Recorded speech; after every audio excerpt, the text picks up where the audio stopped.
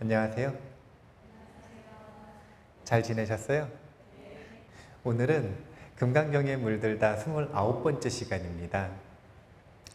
지난 시간까지 총 6회에 걸쳐서 일상무상분을 했어요. 그래서 아마 좀 어려우셨을 거라. 이제 금강경을 오래 공부를 하시고 초기 불교도 공부하시고 그리고 또 뭔가 좀 이렇게 아카데믹한 강의를 좋아하시는 분들 같은 경우에는 만족도가 높으셨을 수 있고, 그것이 아니라 금강경 자체가 좀 어려울 수 있으니까 처음 불교를 공부하시는 분들한테는 좀 어려운 내용이었을 수 있어요. 그래서 다행히 금강경은 정말 좋은 게 어려운 내용이 있으면 그 다음에 조금 쉬운 내용이 있어요. 쉬어가는 부분이 있는 거죠. 이제 장엄정토분 같은 경우에는 이 보살행에 대한 내용이고 정토에 대한 내용이기 때문에 조금 스토리가 많다라고 볼 수가 있어요. 그래서 조금 더 편안하게 들을 수 있으니까 너무 어렵다 이렇게 걱정하지 마시고 한번 재밌게 들어보시면 될 것 같아요. 오늘은 그 중에서도 이 제목이 왜 연등을 다나요? 라는 제목이에요. 이제 우리가 일반적으로 가지고 있는 의문을 가지고 왔습니다. 왜 그랬냐면요, 이 연등을 다는 이 유래라고 하는 것 자체가 여러 가지 이유들이 있을 수 있지만 부처님의 경전 속에서는 석가모니 부처님께서 연등 부처님을 만나서, 이제 원어로 디팡카라 열애라고 하는데, 이 연등 부처님을 만나서 공양을 올리고 수기를 받는 아주 아름다운 장면이 있습니다. 그래서 그 유래를 따서 연등을 다는, 연등 공양을 올리는 그런 의미가 있기 때문에 장엄정토분의 내용과 연결이 될 수가 있어요. 그래서 왜 연등을 다는지 오늘 한번 분명하게 아셨으면 좋겠다 라는 걸 먼저 짚어드리고요. 그 다음에 부제목으로 보살의 자각이 중요한 이유에 대한 내용을 오늘 할 거예요. 수기라고 하는 것이 무엇인가? 결론은 자각이에요. 수기는 무엇인가? 자각이다. 이제 우리가 그동안 생각했었던 수기라고 하는 것이 무엇인가를 얻고 받고 건네받고 뭔가 이런 게 있을 거라고 생각을 하지만 금강경 속에서는 철저히 그런 것이 없다라고 이야기를 해요. 그러면 아무것도 안 얻었느냐? 그렇지 않아요. 그 사람이 준 게 아니라 내가 자각을 통한 확신이 생기는 것, 이것을 수기라고 하는데, 이게 어떻게 그렇게 되는지를 서서히 한번 공부를 해보겠습니다. 일단은 의심이에요. 수부리존자의 10번째 의심입니다. 부처님께서는 부처의 과보는 머무는 곳이 아니라고 분명하게 말씀하셨다. 만일 부처님께서 과보를 얻은 바가 없다면 어떻게 석가모니 부처님께서는 연등 부처님으로부터 미래에 성불할 것이라는 수기를 받았는가? 그렇다면 부처의 경지는 성취해야 하는 것이고 부처의 깨달음은 이루어야 하는 것이 아닌가? 그런데 어째서 부처님께서는 그 과보에 머무르면 안 된다고 하신 것인가? 자, 이제 일상무상분까지의 내용을 간략하게 보면 무상반야를 적용하는 방식이 아주 독특한 거예요. 맨 처음에 대부분의 불자들이 가장 강렬하게 집착하는 대상, 요즘은 안 그럴 수도 있어요. 아니, 요즘도 그럴 수 있어요. 왜냐하면 예를 들어서 어떤 절에 갔는데 부처님이 못생겼어. 저 앞에 부처님을 모셔놨는데 부처님이 굉장히 못생겨서 신심이 안 나요. 그럼 그 절 가요, 안 가요? 근데 갔는데 부처님이 상호가 환하셔가지고 들어가자마자 무릎이 툭 꿇려져. 그럼 신심이 나요, 안 나요? 이거는 지금 그 부처님이 지니고 있는 법을 본 거예요, 상호를 본 거예요? 요즘도 사실은 그럴 수가 있어요. 우리가 요즘 사실은 다 외모지상주의라, 모든 분야에 다 적용이 되는 거예요. 심지어 외모지상주의가 종교에도 들어와 있는 거라. 그래서 부처님의 색신이라고 하는 것이 고정된 30 이상이라고 하는 것이 없다라고 제일 먼저 무상반야로 깨트려 버렸어요. 고집을. 색신을 깨트린 다음에는 그 다음 뭘 깨트린 거냐면 법신. 이건 뭐냐면 정신적 특징. 열애의 정신적 특징은 깨달음을 얻었다는 건데 깨달음이라고 하는 것도 고정된 법이 없다고 깨버렸어요. 그 다음에 열애가 우리에게 알려진 이유는 설법을 하셨기 때문인데 설법도 고정된 것이 없다고 깨트려 버렸어요. 그러다가 심지어는 이제 어떻게 된 거냐면 그 설법을 듣고 우리가 얻으려고 했었던 수다원, 사다함, 아나함, 아라한이라고 하는 독과도 고정된 것이 없다고 깨트려 버렸어요. 기억을 되살려 보세요. 이런 식이었죠. 아주 멋진 문장이 있었어요. 수다원이라 함은 성인의 흐름에 들어간다라고 하는 개념이지만 성인의 흐름에 들어간다라고 하는 건 있어요, 없어요? 그런 실체는 없다는 거예요. 그것의 작용을 보면 오히려 성인의 흐름에 들어가는 게 아니라 육경, 색성향 미촉법 어떤 대상에도 들어가지 않기 시작하면 그것이 수다원이다. 기가 막힌 문장이라니까요. 아직도 기가 안 막힌 것 같아요. 한 100번쯤 곱씹어보면 아주 기가 막힐 거예요. 그런데 그렇게 독과까지도, 그러니까 석가모니 부처님이 색신, 정신, 설법이 실체가 없다라고 하는 건 제자들 입장에서 내 얘기예요, 남의 얘기예요? 이 석가모니 부처님이 나은가? 남의 얘기 아니요. 근데 수다원과 사다함과 아나함과 아라함과를 얻으려고 내가 노력을 하고 있었는데 그것도 얻을 수 없는 거고 실체가 없다 그랬어요. 그럼 이제 이거는 내 얘기가 되는 거예요. 그러니까 쉽게 얘기하면 제자들이 듣고 있다가 멘탈 붕괴가 온 거예요. 네, 멘탈 붕괴. 그러니까 그 말 자체는 이해를 했다 이거예요. 어떤 말이냐면 수다원이라고 하는 것이 실체가 없고 그것은 작용으로서만 있다라는 말 자체는 이해는 했다 이거예요. 그게 무슨 뜻이냐면 부처의 과무는 머무는 곳이 아니라고 분명하게 말씀하셨다. 이거 이해했다 이거예요. 그리고 과보를 받은 바가 없다라는 말도 이해를 했는데 이해는 했지만 없다. 이 실체가 없다라는 말을 들으니까 이 제자들이 어떤 마음이 드는 거냐면 그럼 아무것도 없나? 유병과 무병을 왔다 갔다 한다 그랬잖아요. 아무것도 없나? 허망해지려고 하니까 이번에는 머리를 이렇게 쓰다가 어떤 곳으로 정신, 이 마음이 생각이 튄 거냐면 부처님께서 성불의 길을 가시는 중간에 연등 부처님께 수기를 받은 장면으로 튄 거예요. 그래서 표현을 봐보세요. 뭐라 그러냐면 미래에 성불할 것이라는 수기를 받았는가? 자, 수기를 받았다 그러잖아요. 수기를 받았다 그러죠? 그럼 뭘 받은 것 같잖아요.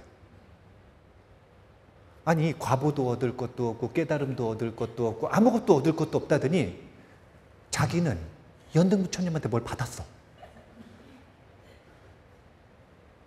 지금 이런 거예요. 그러니까 뭔가 있나 보다.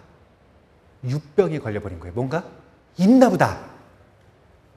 그러면 그 수기를 받아가지고 결국은 부처의 경지를 성취한 것 아닌가. 또 깨달음은 이루어야 되는 거 아닌가. 그러니까 그 전에 이야기했었던 건 다 딜리트, 없어져 버리고 수기 받았으니 깨달음은 또 얻는 거 아닌가. 이렇게 완전히 육병으로 빠져들어가는 과정입니다. 지금.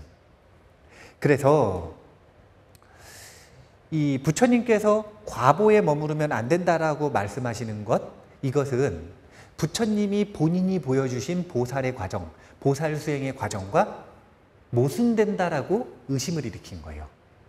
본인은 얻었고 수기도 얻었고 뭐도 얻었냐면 깨달음도 얻었고 뭐도 얻었냐면 깨달음에 대한 결과물로서 30 이상 80 정도도 얻었으면서 왜 우리한테만 얻지 말라 그러느냐.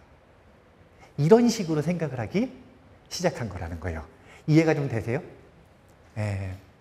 이제 여기 계시는 분들은 사실은 수기에 대한 욕심이 아직 없을 수가 있어요. 그래서 이 문제가 심각하게 받아들여지지 않는 거예요. 그런데 이 금강경이 설해질 당시에는 이 수기에 대한 욕심이라고 하는 것은 아주 중요한 것이었어요. 왜냐하면 자, 일단은 시대를 막론하고 보편적인 이유를 보면 원래 금강경을 공부하는 이유는 앞부분에 분명히 나오잖아요. 뭐라 그러냐면 이 최상의 깨달음을 추구하는 선남자, 선여인들이 이런 의문을 일으켰다라고 앞부분에서 질문이 나오잖아요. 이 얘기는 무슨 뜻이냐면 최상의 깨달음, 즉 성불의 길을 가고자 원하는 사람들이 금강경을 공부를 하는 거예요. 그러니까 최상의 깨달음을 얻고자 성불의 길을 가고자 하는 사람들이 아니면 금강경을 공부하면 안 된다라는 금지는 아니지만 누구를 향해서 근기에 맞춰서 설법이 이루어진 것이냐면 성불을 원하는 보살들을 위한 가르침이라는 거예요. 그러니까 이 성불을 원하는 보살들은 거기서 뭐라 그랬냐면 최상의 깨달음을 원한다. 발심했다는 거죠. 발보리심했다는 거죠. 그리고 조건이 선남자 선여인이었죠. 그러니까 지금 최소 조건이 뭐냐면 선남자 선여인, 이 초기 불교에서는 뭐라 그러냐면 좋은 집안의 아들, 딸이라고 표현을 합니다. 좋은 집안의 아들, 딸, 무슨 뜻이냐면 돈도 좀 여유가 있고 시간도 좀 여유가 있고 마음의 여유도 좀 있으면서 그 여유를 가지고 쾌락을 즐기는 게 아니라 뭘 원해야 되냐면 최상의 깨달음, 성불의 길을 가고자 하는 자기 완성, 최고의 자기 완성의 길을 원하는 사람. 이게 조건인 거예요. 왜 그럴까요? 앞부분에서 했는데 경제적인 여유가 없고 시간적인 여유가 없고 마음의 여유가 없으면 수행할 수 있는 여력이 돼야 안 돼요? 안 돼요. 또 여유가 있어도요. 여유가 있어도 발 안욕따라 삼맥삼보리심 최상의 깨달음을 추구하고 싶은 사람은 소수일까요? 다수일까요? 소수예요. 굉장히 뚫기 어려운 사실은 적합성, 이 금강경의 설법에 잘 맞는 표준 모델이 된다라고 하는 건 적합한 모델이 된다라고 하는 건 사실은 굉장히 희유한 일이에요.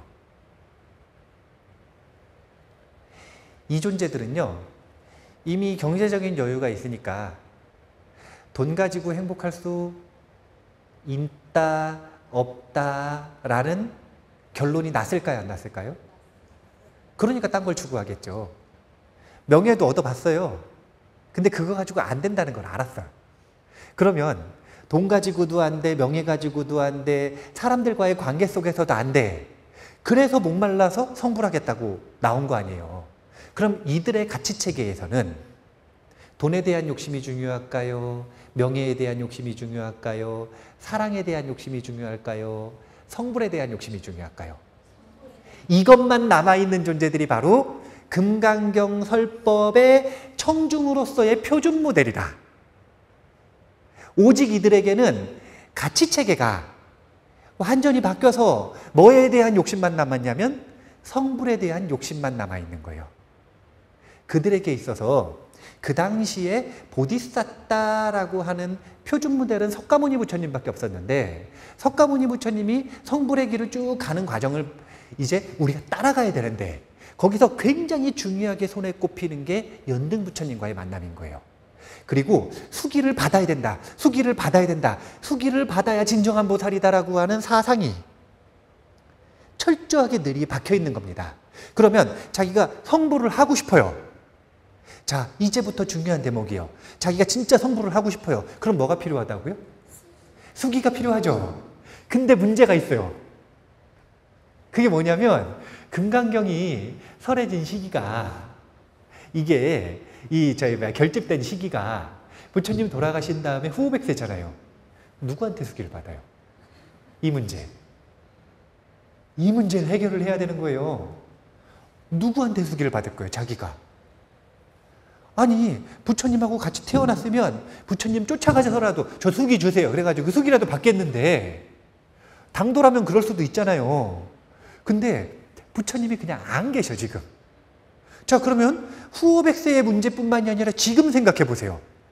성불의 길을 가려면 반드시 수기를 받아야 된대요. 그러면 우리는 성불의 길을 갈 수 있는 거예요, 없는 거예요? 없죠. 완전 막혀버린 거예요. 지금 이런 문제를 가지고 들어온 거예요, 지금. 왜 여기서 갑자기 수기에 대한 내용을 다루느냐, 이런 문제를 가지고 들어온 거예요. 수기를 못 받으면 보살의 길을 더 나아갈 수가 없는데 이거 어떻게 해결할 것인가? 이것을 금강경식 수기, 금강수기로서 해결을 하고 있는 게 장엄정토분의 일부 내용입니다. 그리고 나서 뒷부분에서는 이제 정토에 대한 이야기가 나오죠. 자, 아까도 이야기했지만 금강경을 공부하기 가장 좋은 표준 모델들은 욕심이 다 나나요. 예, 성불을 위해서는 돈도 다 없어도 돼. 성불을 위해서는 명예도 다 버릴 수 있어요. 성불을 위해서는 사랑하는 사람도 다 버릴 수 있어요. 심지어는 금강경에서 계속 물어보죠. 성불을 위해서는 목숨도 버릴 수 있어요. 그게 금강경식 표준 모델인 거예요. 그런데 이런 사람들이 오직 버리기가 정말 어려운 거, 정말 어려운 욕구, 그건 성불에 대한 욕심이죠. 그런데 이런 욕심이 있으면 마음이 편하다 그랬나요? 불안하다 그랬나요? 구하는 바가 있으니까 불안한 거예요. 근데 정말 안타깝게도 부처님 안 계시니까 이 구하는 바를 해결할 수도 없어. 이걸 우리가 빨리 해결을 해줘야 금강경이 안심법문이 되는 거예요. 이 정도까지 들어보니까 수기가 뭔가 중요한 것 같아요? 안 중요한 것 같아요? 물론 가슴 깊숙이 욕심이 나진 않을 거예요. 그래서 막 구하는 바가 생겨서 마음이 불안해지진 않을 거라. 하지만 그들이 그랬다라는 건 이해가 되죠. 나중에 이제 공부하다가 여기 계시는 청년부부들이 그러니까 돈을 빨리 벌어야 돼. 많이 벌어야 돼요. 이제 돈이 별거 아니구나라는 생각이 들 때까지 빨리 많이 얻어봐야 돼. 명예도 빨리 얻어봐야 돼요. 명예 가지고는 행복이 안 되는구나라는 걸 알아야 돼, 빨리. 사랑도 빨리 해봐야 돼요. 그러니까 빨리 좀 남자친구 새기고 여자친구 좀 새겨봐. 아, 이렇게 날씨 좋은 날 여기서 이렇게 공부하고 있으면 안 돼요.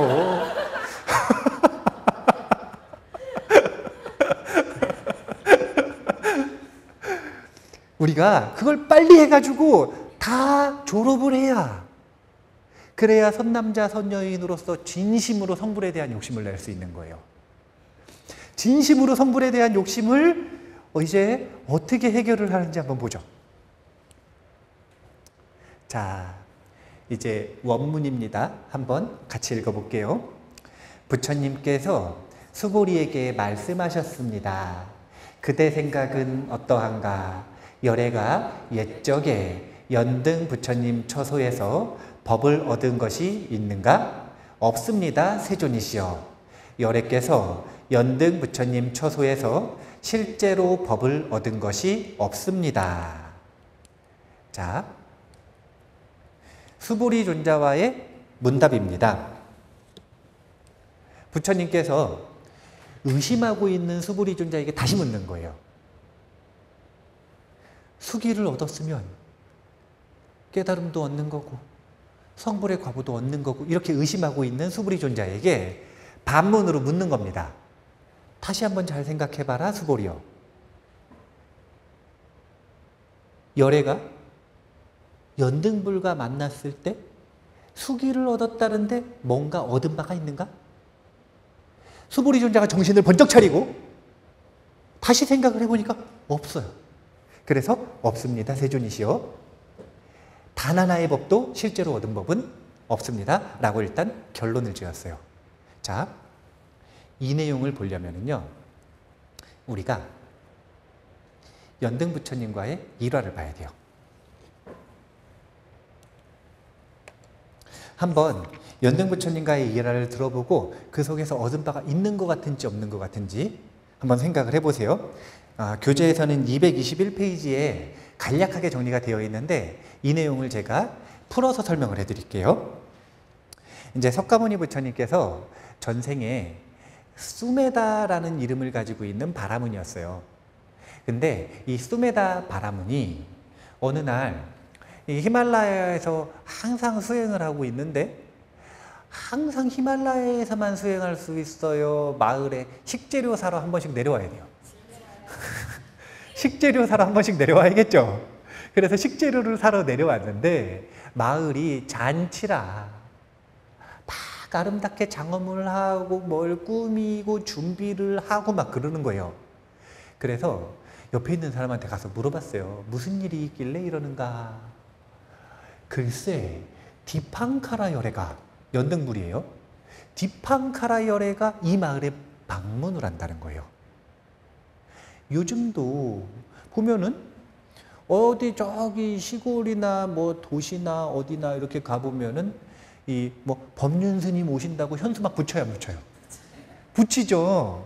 예, 뭐 해민 스님 온다고 붙이잖아요. 원빈 스님 온다 그러면 안 붙여. 근데 이제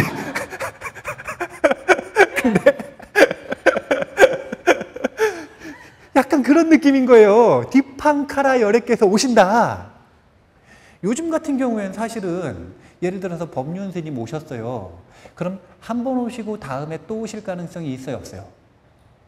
사실은 요즘 같으면 있어요. 그리고 오신 내용 말고도 유튜브에서 볼 수 있어요, 없어요? 있죠. 그럼에도 불구하고 그렇게 기뻐하고 그렇게 광고를 하고 홍보를 하고 준비를 하는데 당시 부처님 당시를 생각을 해봐야 돼요. 디팡카라 열애가 이 마을에 한 번 오셨어요. 가시면 다시 오실 가능성이 있을까요, 없을까요? 없어요. 거의 없어요. 생애 마지막이라. 일기일회. 단 한 번의 기회예요. 한 번도 못 잡는 마을들도 수도 없이 많아요. 그러니까 정말 귀한 기회인 거예요. 그래서 마을 사람들이 합심을 해가지고 꽃으로 장엄을 하고 이제 공약물을 준비를 하고 그러는데 이 수메다라는 바라문이 자기도 공양을 올리고 싶은 거예요. 근데 수행자가 무슨 돈이 있어요? 그래서 가지고 있는 뭔가 이 최소한의 소유물들을 이제 바꿔서라도 공양을 올리고 싶어가지고 열심히 찾는데 이미 다 이 독점, 과점이라고 그러나요? 전부 다 공양물들을 남들이 다 산 거예요. 그래서 살 수가 없었는데 이제 한 처녀가 연꽃을 공양을 올리려고 본인이 디팡카라 열애에게 연꽃을 딱 준비하고 있는데 이 수메다라는 청년이 가가지고 그 여인에게 자신한테 꽃을 팔라 그랬어요. 그러니까 조건을 하나 걸고 팔았네. 그게 뭐냐면 다음 생에 나랑 결혼하자고. 이 얘기 무슨 얘기냐면 수메다가 좀 잘생겼다는 거야, 안 생겼다는 거예요? 외모지상주의라. 이제 나중에 보면 그 여인이 야쇼다라 공주라 그래요. 나중에 이 석가모니 부처님하고 결혼하게 되는 아쇼다라 왕비. 근데 그 뒷이야기는 나중에 러브스토리를 하고 중요한 거는 그래서 연꽃을 공양을 올릴 재료를 받았죠. 그래서 이제 석가모니 부처님이 디팡카라 연등 부처님께서 딱 오시는데 그날따라 아름답게 장엄을 했지만 비가 좀 왔어요. 비가 오니까 인도는 땅이 약간 질잖아요. 그래서 흙탕물이 좀 있는 거예요. 근데 그 마을 입구에 서가지고 디팡카라 열애를 딱 보는데 역시나 수메다 청년은 환희심, 삐띠가 아주 강렬하게 일어나서 아주 기쁜 마음으로 본인이 가지고 있는 꽃을 이렇게 연잎을 따가지고 부처님 있는데 뿌려드렸어요. 공양을 올린다고. 그런데 수메다 청년이 꽃을 딱 뿌렸는데 기적적인 현상들이 일어나는 거예요. 그게 뭐냐면 꽃잎이 안 떨어져.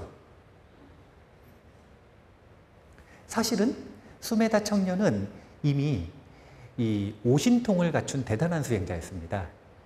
5가지 신통을 갖추고 있는 대단한 수행자예요. 그러니까 대단한 공덕을 갖추고 있는 거의 이 성자에 가까운 대단한 수행자인 거예요. 그러니까 꽃잎을 탁 뿌렸는데 디팡카라 열애께서 걸어오시는 그 여기에 꽃잎으로 이렇게 아치가 형성이 된 거예요.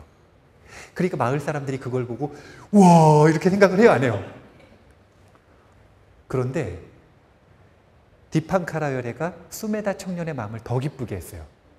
어떻게 하셨냐면 다 가시다가 하늘에 있는 꽃잎들을 딱 잡으셔가지고 머리에다가 아치관을 딱 해가지고 쓰셨어요. 이렇게 꽃으로 이렇게 하는 관 있잖아요. 그래가지고 자신의 이 신체를 장엄을 하신 거예요. 그러니까 숨에다가 너무 기뻐가지고 이번에는 본인이 가지고 있는 가죽옷을 다 벗어서, 바바리맨 아니에요? 가죽옷을 다 벗어서 가죽옷을 다 벗어서 이 진흙탕물을 일단 덮고, 그래서 이 좀 진물 말고 이렇게 편안하게 오실 수 있게 바닥을 다 덮고, 그 다음 본인의 머리를 풀어서, 이제 수행자들은 머리를 잘 안 깎았으니까 머리가 한 이쯤 됐겠죠? 그러면 머리를 딱 풀어가지고, 이 비단 같은 머릿결은 아니었을 거예요. 왜냐면은 머리를 잘 안 감으니까. 이 머리를 딱 풀어가지고 엎드려서 석가모니, 아니, 디팡카라 열애의 진흙 묻은 발을 닦아드린 거예요. 최고의 공양이죠. 이게 최상의 예예요. 자신의 이마를 상대방의 발등에다 대는 것. 이것이 인도에서 가장 최상의 예입니다. 이런 걸 접종예라고 하는 거예요. 지금 우리는 그렇게 못하니까 이렇게 접종예를 하는데, 그때는 이마를 상대의 발등에다 대는 최고의 예를 하는 겁니다. 그 모습을 보고 모든 마을 사람들이 환희로워하는데, 그때 디팡카라 열애가 이런 수기를 내리는 거예요. 얼마 뒤에 이 청년은 석가모니라는 명으로서 일체지를 얻은 붓다가 될 것이다. 이렇게 수기를 주시는 거예요. 자, 이 장면이 지금 연등불에게 수기를 받는 장면이거든요. 한번 생각해 보죠. 수메다 청년은 수기를 받을 때 뭐 받은 게 있어요? 뭐 얻은 게 있어요? 없어요. 오고 가는 소통 속에 무엇을 얻었냐면 아주 큰 환희와, 뭘 얻었냐면 자기 마음속에서의 자각과 확신을 얻는 겁니다. 자각과 확신. 우리는 무엇인가를 얻는 줄 알아요. 그런데 수기라고 하는 건 뭘 주는 게 아니에요. 아니, 생각을 해보세요. 석가모니 부처님이 누군가에게 수기를 준다. 그러면 여기 있는 명료버부가, 석가모니 부처님이 뭐라 그러셨냐면 이것 뒤에 명료열애불이 될 것이다 라는 수기를 준다면, 원래 이것 뒤에 성불을 해야 되는데 그걸 있는 그대로 말해주는 건가요? 아니면 석가모니 부처님의 위실력으로 약간 이 법계에다 뇌물을 써가지고 원래 안 되는데 되게 해준 건가요? 전자예요, 후자예요? 전자죠. 후자라면 뭔가 받은 게 있어요, 없어요? 있죠. 그러면은 뭔가 받은 게 있다라는 생각은 부처님을 모함하는 거라. 부처님은 준 게 없어요. 부처님은 오직 그냥 일체주로서 있는 그대로의 진실을 이야기해 주셨을 뿐이에요. 그런데 제자 입장에서는 아직 자기가 일체지가 없으니까 그 순간에 자기가 성불할 것이라는 걸 확실하게 볼 수 있어요, 없어요? 없죠. 못 보던 걸 있는 그대로 보니까 보증해 준 거 아니에요, 일체지자가. 그 보증을 딱 듣자마자 마음속에서 확신이 생겨요, 안 생겨요? 생기죠. 그거예요. 자, 이 속에서 얻은 바가 있어요, 없어요? 없다니까요. 있다고 생각하면 뭐다? 부처님을 모함하는 거다. 무슨 부처님이 무슨 뭐 저희 청탁받는 사람도 아니고 그렇게 생각하면 안 돼요. 우리가 이런 착각을 하는 예가 있단 말이에요. 해능 스님이 바루를 받았어, 바루를. 선불교에서는 스승이 제자에게 전법을 할 때 법을 전해준다 이거예요. 여기서 말하는 전법은 포교가 아니에요. 설법해 주는 걸 전법이라 그러는 게 아니라 나의 이 핵심이 되는 가르침, 이것을 가장 잘 이해한 사람이 이 사람이다. 그래서 그 다음 법을 받은 사람은 이 사람이다라고 딱 정해서 알려주는 상징물이 있어요. 선불교에서는. 그게 그냥 말로 언제 열애가 될 것이다 이렇게 하는 게 아니라 수기가 아니라 전법이라고 하는 형태로 할 때는 이 바루, 의바를 주게 되어 있습니다. 이 바루를 주게 되어 있어요. 바루를 받았다라는 건 전법상자라는 뜻인 거예요. 100명의 상자가 있고 1000명의 상자가 있어요. 그러면 바루를 몇 명 받을 수 있을까요? 한 명만 받을 수 있죠. 그렇죠? 전법의 상징인 바루를 해능 스님이 받아가는데 이 해능 스님이 받아가는 게 당시에는 큰 문제였던 거예요. 왜냐하면은 그때 당시에 이 해능 스님이 아직 비구계를 못 받은 행자였어요. 해능 행자. 그것도 천만담부터 좀 심상치 않은, 천만담이 이랬단 말이에요. 5조 홍인대사를 6조 해능 스님이 찾아가 가지고 문답을 하는데 홍인대사가 물었어요. 어디서 왔느냐? 그러니까 남쪽에서 왔습니다 이랬어요. 그러니까 감히 어디 오랑캐가 불법을 배우러 왔냐고, 가라고. 그러면 대부분 아직 출가도 안 한 행자라. 그러면은 스승이 그렇게 얘기하면은 가요 안 가요? 보통 도망가겠죠. 아주 당돌해요. 뭐라 그러냐면 스승님, 사람의 육신에는 남쪽과 북쪽이 있지만 우리의 마음에는, 불성에는 남쪽과 북쪽이 있습니까? 그러니까 스승이 야, 이 대단한 놈이다. 이 생각을 딱 하면서 호통을 쳐서 저기 행자실로 쫓아버리는 거예요. 왜냐하면 처음 온 남쪽 오랑캐에게, 그때 당시에 문화가 그랬으니까 남쪽 오랑캐에게 칭찬해주고 아껴주고 이러면 이 친구 어떻게 될까요? 큰일 나겠죠. 화를 당하겠죠. 그래서 8개월 동안 떡방앗간에서 떡만 쪘대요. 한 번도 5조 홍인대사가 찾아가지도 않았고 법문을 해준 적도 없어요. 그러다가 어느 날 6조 해능 스님이 본인의 깨달음을 적는 시를 벽에다 남깁니다. 어떤 계기가 있어서. 재밌겠죠. 하지만 시간이 없어서 다음에. 그런데 그 시를 보자마자 5조 홍인대사가 때가 왔다. 법을 전해줄. 그래서 야밤에 몰래 가가지고 저 병풍 뒤에서 6조 해능대사에게 금강경 설법을 간단하게 해주시고 깨달음을 얻은 6조 해능대사에게 바루를 전달해 주는 거예요. 그러면서 이런 당부를 합니다. 지금 깨달은 이 법을 절대로 3년간은 누구에게도 말하지 말아라. 말하는 순간 큰 화를 당할 것이다. 왜냐하면 행자잖아요. 정통성, 그리고 그때 당시의 사회적인 관념으로부터 무사할 수가 없는 거예요. 그래서 사실은 16년간 6조 해능대사는 그 이후에 설법을 안 하십니다. 16년 뒤부터 설법을 하시는 거예요. 그런데 소문이 났어요. 야밤 도주를 했는데. 어느 날 보니까 스승님 바루가 없네? 스승님 바루가 바뀌었어요. 맨날 쓰시던 그 정법 바루가 바뀌었어. 그러니까 그동안 목숨 걸고 그거 받으려고 노력을 했었던 제자들은 마음의 상실감이 커요, 안 커요? 그래서 행자가 훔쳐갔다고 잡으러 가는 거예요. 수백 명이. 그래서 대단한 추격전, 런닝맨, 이 추격전이 시작이 되는 겁니다. 추격전을 막 하는데 수백 명의 제자들이 전부 다 목적이 뭐냐면 저 바루를 다시 되찾으려고 가는 거예요. 그러면은 이제 바루를 내가 뺏었어. 그럼 내가 수법제자가 되는 건가요? 이분들은 그래 착각했나 봐요. 얻을 수 있는 바가 있다라는 착각이에요.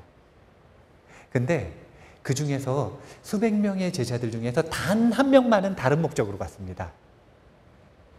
그게 해능대사의 상자가 되는 해명인데, 나중에 법명을 바꿔요. 해자가 똑같아서.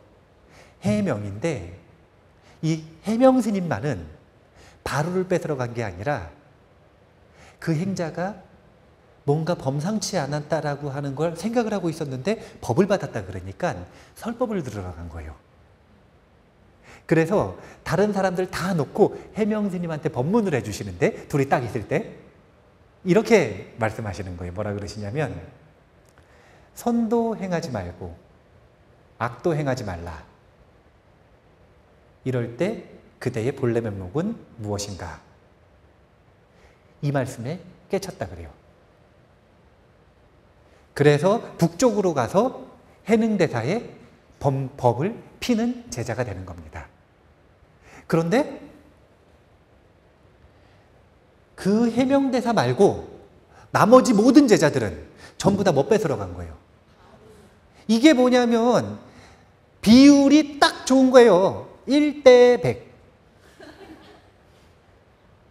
한 명쯤은 얻을 수 있는 게 없다라는 걸 어렴풋이나마 이해를 하지만, 그러니까 바루를 얻고 싶어 해요? 설법을 들어서 확신을 얻고 싶어 해요?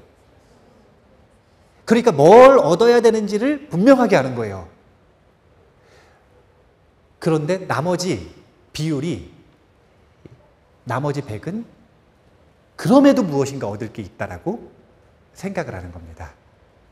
그래서 바루를 뺏으러 쫓아다니는 거예요.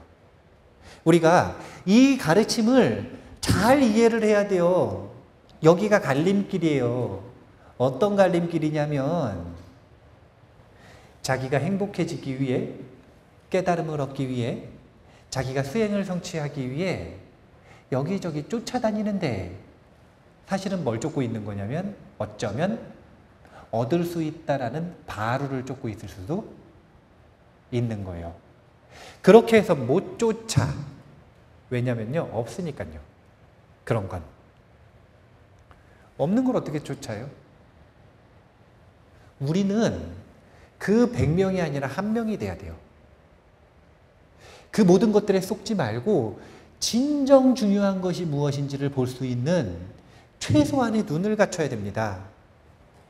부처님한테 수기를 이렇게 해가지고 마정수기를 받는 게 중요한 거예요? 아니면 자기 마음에 확신이 생기는 게 중요한 거예요? 확신이 생기는 게 중요한 거예요. 물론 꿈을 꿨어요. 목숨 걸고 1년 동안 열심히 정진을 했는데 어느 날 잠을 자다 꿈을 꿨어. 부처님이 오셔가지고 마정수기를 주셨어요. 그러면 마음에 확신이 생길 수도 있어요, 없어요? 있죠. 연관성이 아예 없지는 않지만 이 껍데기가 중요한 게 아니라 뭐가 중요한 거라면 그걸 통한 확신이 중요하다라는 걸 우리가 꼭 기억을 해야 된다라는 거예요. 그래서 연등공양을 올리는 의미를 한번 생각을 해봐야 되는데, 화엄경에서는 연등에 공양을 올리는 이유를 이렇게 표현을 합니다. 등불의 심지는 믿음이고 기름은 자비심이며 등장그릇은 연불심이고 불빛은 공덕심이다. 이건 무슨 뜻이냐면 연등공양을 올리는 이유는 믿음을 바라기 위함이고 자비심이 일어나기 위함이고 연불하는 정진의 마음이 일어나기 위함이고 그리고 큰 공덕의 마음이 생겨나기 위함이다. 그러니까 연등 달면 아들이 합격을 해서 연등을 다는 거예요? 아니면 연등 달아서 내가 보살로서의 자각, 구체적으로는 믿음과 자비심과 연불심과 공덕심이 일어나기를 바라는 마음에서 연등을 다는 거예요. 물론 둘 다 그렇겠죠.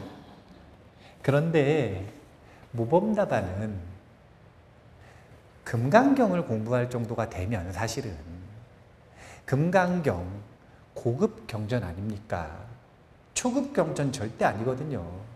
우리가 초급 경전 공부할 때는 사업 잘 되기 위해서, 아들 합격하기 위해서, 딸 결혼시키기 위해서 좋다 이거예요. 제가 천수경 강의할 땐 그거 하라 그랬잖아요. 왜냐하면 그렇게 해서 소원 성취를 해봐야 되니까.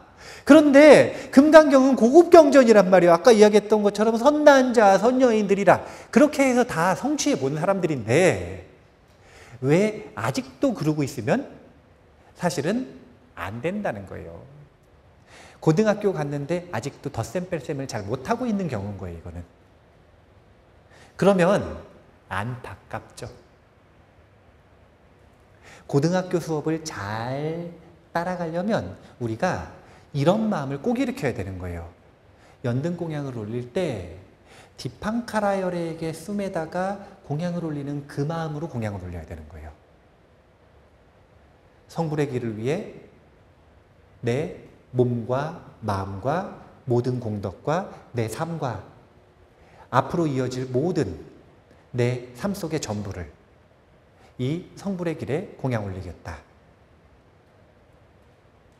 이렇게 할 때 나는 보살의 길을 가는 수행자가 되는 것이다 라고 하는 이런 자각의 마음을 일으키면서 그렇게 공양을 올리는 겁니다. 그럼 어떻게 되는 거냐면 금강경에서는 이렇게 얘기하는 거예요. 석가모니 부처님 숙이 누구한테 받았어요? 연등 부처님한테 받았죠? 연등 보살님한테도 아니고 연등 부처님한테 받았어요? 연등 범부한테 받은 거 아니에요? 연등 스승님한테 받은 거 아니고 연등 부처님한테 받았잖아요. 그래서 숙이는 누구한테 받는 거라는 관념이 있었다고요? 그럼 부처님 안 계시면 우리는 성불의 길이 막힌 거다? 이런 관념이 있었는데 그게 아니라 받는 것은 인이고 그 껍데기 인을 통해서 생겨나는 결과를 놓고 보니까 결과는 뭐였냐면 확신과 자각이었죠. 중요한 건 인, 바루가 중요한 거예요? 자각이 중요한 거예요? 자각이 중요한 것이다. 그래서 금강경 속에서는 이 자각을 불러일으키기 위해 최선을 다하고 있는 겁니다.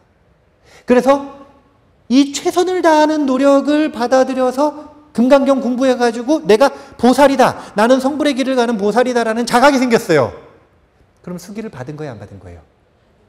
받은 것이다. 누구에게? 금강경에게. 금강경이라고 하는 부처님의 법신사리에게 우리는 성불을 보장받게 되는 것이다. 이런 생각의 전환으로서 종교계의 혁명을 일으킨 게 바로 금강경입니다. 제가 처음부터 이야기했지만 그냥 금강경이 최고라. 아무리 봐도 금강경이 최고예요. 물론 천수경하고 비교해서 최고가 아니에요. 천수경 할 땐 천수경이 최고라 그랬죠? 나중에 법화경 하면 뭐가 최고라고 할까요? 법화경이 최고겠죠. 광고 아니에요. 광고 아니에요. 과장 광고 아니에요. 이 경전과 인연이 잘 맞는 선연이 맞는 이들에게는 분명히 이 경전만으로 성불의 길이 열립니다. 그러니까 자꾸 딴 거 찾지 말고 자꾸 딴 데에 막 이렇게 기웃거리는 그것보다는 지금 내가 가지고 있는 대한불교 조계종의 소위경전, 이 금강경의 가치에 눈을 뜨고 금강경을 통해서 우리가 수기받는 진정한 보살이 되는 그런 공부를 이어나갔으면 좋겠습니다. 그렇게 되실 거라고 생각을 하고 오늘 이만 마치겠습니다. 감사합니다.